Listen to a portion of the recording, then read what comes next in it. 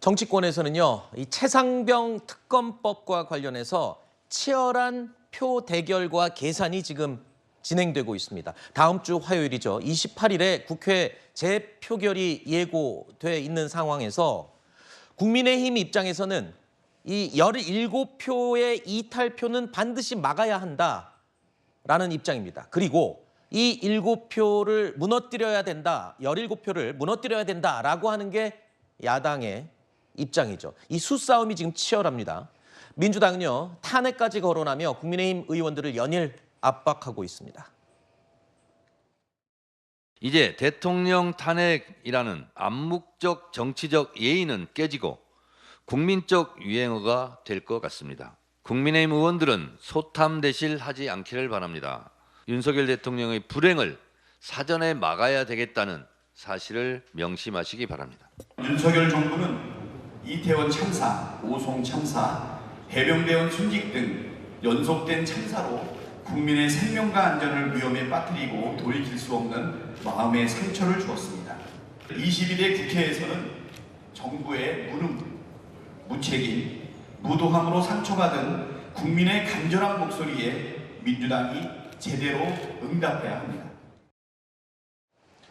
자, 그런데요, 이렇게 압박만 하는 게 아닙니다. 물밑에서는 또 이 부드러운 설득 전략도 피고 있다고 하는데요. 박주민 의원이 국민의힘 의원들 전원에게 편지를 보냈다는 겁니다. 어떤 내용의 편지였습니까, 박최고?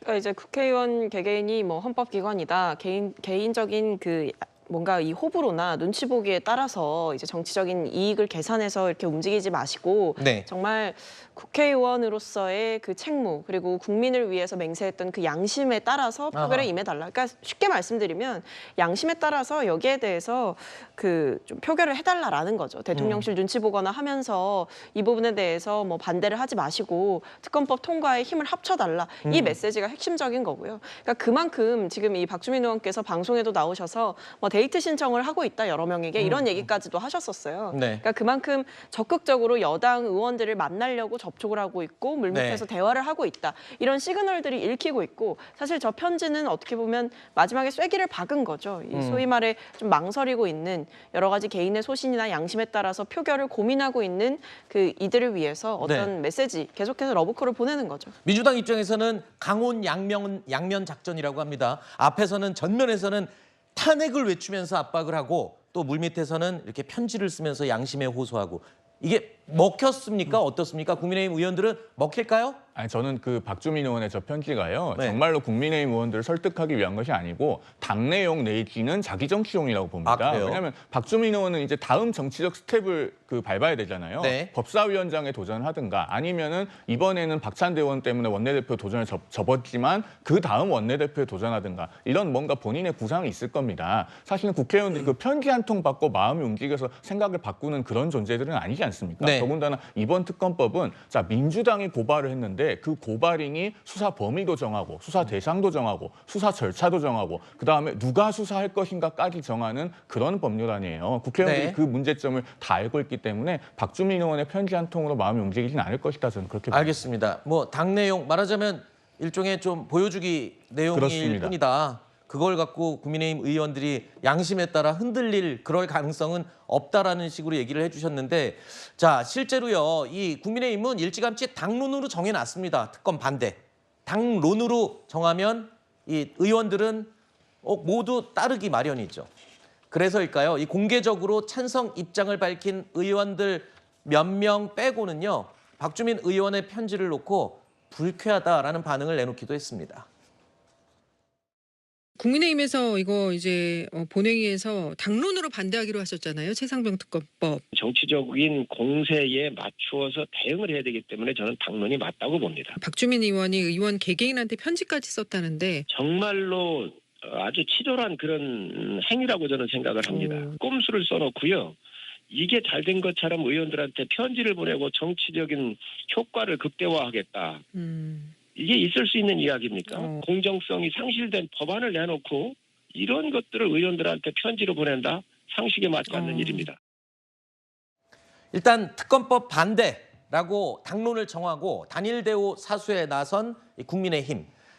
추가로 이탈표가 혹시 나올지 몰라서 아주 단속에 주력하고 있는 상황인데요. 지도부의 중진까지 나서서 총력전을 펼치고 있습니다. 그런데 지금 일단 알려진 것은 안철수 의원, 김웅 의원, 유이동 의원은 찬성을 하겠다라고 공개적으로 밝힌 상황입니다.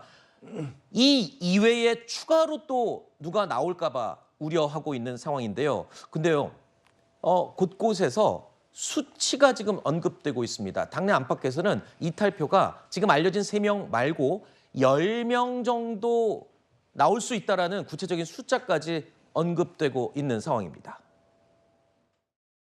김웅 의원은 10명까지 나올 것 같다. 이렇게 얘기를 했습니다. 저도 한 10명 정도 나오지 않겠나. 여의도에서 도는 소문으로 기자분들한테 들은 거는 뭐 한두 명 정도 더 있는 것 같고요. 3명 외에 한두 명이 더 실명으로 돌아요? 그 외에도 언론 인터뷰 등에서 이제 지금 현재 정부의 방향성에 대해서 또 굉장히 비판적인 목소리 내시는 분들이 있거나 아니면 사석에서 이대로 가서는 안 된다고 위기의식 가진 분들이 계시기 때문에 저는 한 2자릿수 가능하지 않을까. 10명 이상이 될 수 있다? 될 수도 있지 않나 기대하고 있습니다.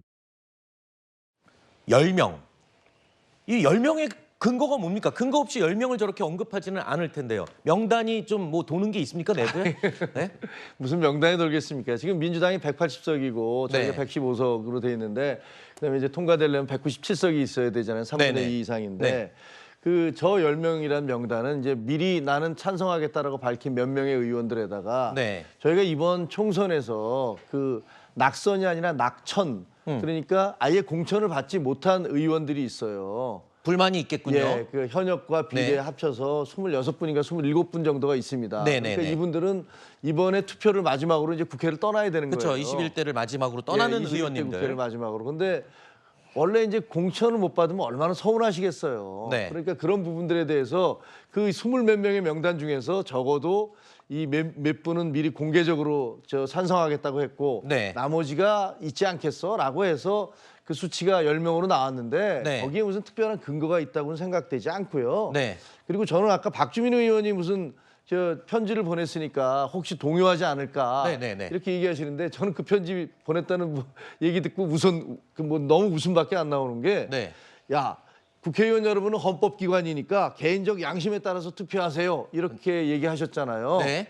아니 그렇게 양심에 따라 투표하셨다가 강성 지지자인가 뭐 개딸이라는 분들한테 저렇게 치도곤을 당하고 본인도 그렇게 당하고 있지 않습니까? 네. 근데 무슨 뭐 다른 당 의원들한테 양심에 따라서 투표하라고 얘기하실 처지도 아닐 것 같은데. 알겠습니다.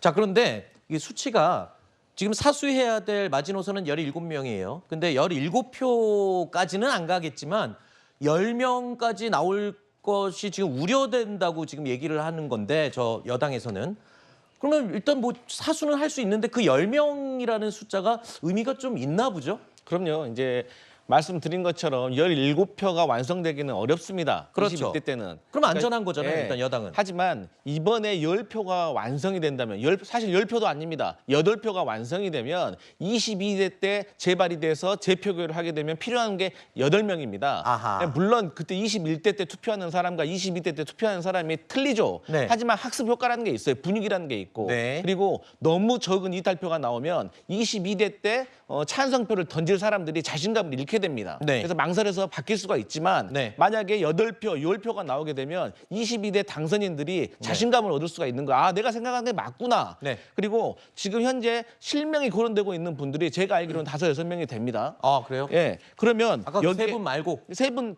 포함해서, 포함해서. 되는데 여기에 뭐 이준석, 천하람 이분들이 어쨌든 국민의힘의 구성원이었잖아요. 네. 이분들이 지금 설득하고 있다는 거 아니겠어요? 그렇기 때문에 그리고 또 안철수 의원 같은 분들 또 다른 중진들도 가까운 사람 없겠습니까? 아하. 그렇게 해서 1명, 2명 붙다 보면 네. 10명 정도가 될 수 있고 우리 김종영 부총장께서 말씀하셨지만 낙선자가 아니라 낙천자들 네. 다 상황이 다릅니다. 엄청 억울할 수도 있습니다. 그래서 알겠습니다. 국회의원이 무기명으로 투표하게 되면 어떤 상황이 벌어질지 모른다. 이 말씀 드리겠습니다. 오히려 또 그런 경우도 있을 수 있을 것 같아요. 이렇게 막 10명 하면 국민의힘 내부에서는 또 그래? 그럼 분위기가 이거 잘못되면 안 되지 하면서 또 다시 또 결속하고 단속을 할 수 있지 않을까. 그런 효과도 또 생각이 드네요.